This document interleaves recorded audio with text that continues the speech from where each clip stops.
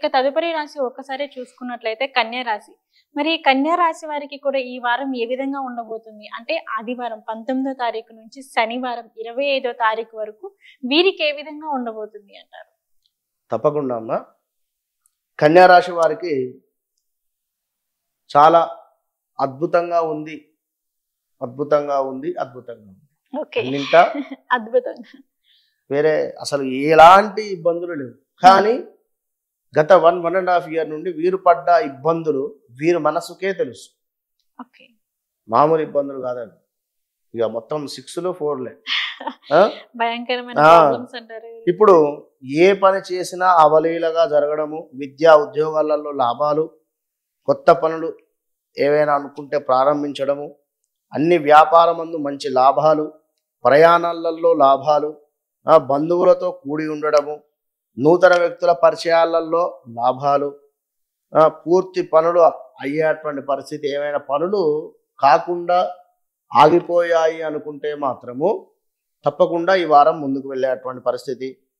దీర్ఘకాలిక సమస్యల నుండి బయటపడేటువంటి పరిస్థితి.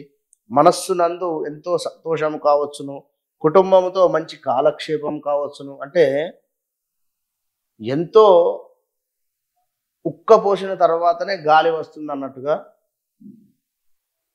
వీరికి ఎన్నో ఇబ్బందులు పడుతూ ఉన్నారు. ఇప్పటికీ కన్యా రాశి వారికి కొన్ని పనులు అంటే ముందుకు వెనక్కి జరిగేటువంటి పరిస్థితి, దగ్గర దాకా వచ్చి ఇక మీ పని అయిపోయింది అనేటువంటి సందర్భంలో హ్యాండ్ ఇవ్వండి. ఇలా కూడా ఈ గత 1-2 మంత్స్లో కూడా జరిగినటువంటి దాఖలాలు ఉన్నాయి. ఈ వారంలో పూర్తవుతాయి. అయితే మీ జాతకంలో ఏమైనా మైనస్ ఉన్నాయో ఒకసారి అయితే చూసుకోవాలి ఖచ్చితంగా కూడా. విన్నారా? కనుక తప్పకుండా అనుకున్నటువంటి పనులు అనుకున్నటువంటి విధంగా ముందుకు వెళ్ళేటువంటి పరిస్థితి గోచరిస్తూ ఉన్నది.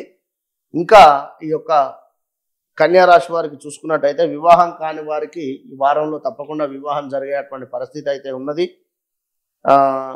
తీర్థయాత్రలు కావచ్చును, సంగమనందు గౌరవం కావచ్చును. అదేవిధంగా కొంతమంది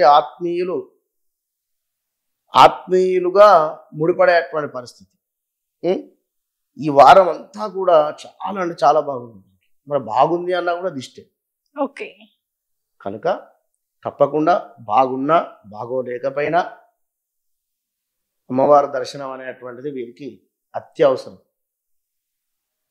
ఎందుకంటే కన్యా రాశి వారికి 2వ స్థానము శుక్రుడు అవుతుంది. శుక్రుడు అంటేనే అమ్మవారు వాస్తవానికి. మరి తప్పకుండా కూడా అక్కడ 9వ స్థానంలో కూడా శుక్రుడి ఇంటికే గురువు వెళ్ళినటువంటి పరిస్థితి.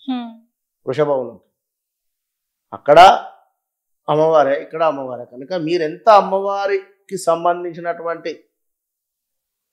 సేవ చేసుకుంటారో, ఏ రకమైన సేవ అయినా కావచ్చు. ఇప్పుడు అమ్మవారి ఆభరణాలు తొడవడం దగ్గర నుండి, దేవాలయంలో ఊడవడం దగ్గర నుండి, అమ్మవారికి ఏదైనా ప్రసాదం వండిపెట్టి పంచిపెట్టేటువంటి పరిస్థితి దగ్గర నుండి,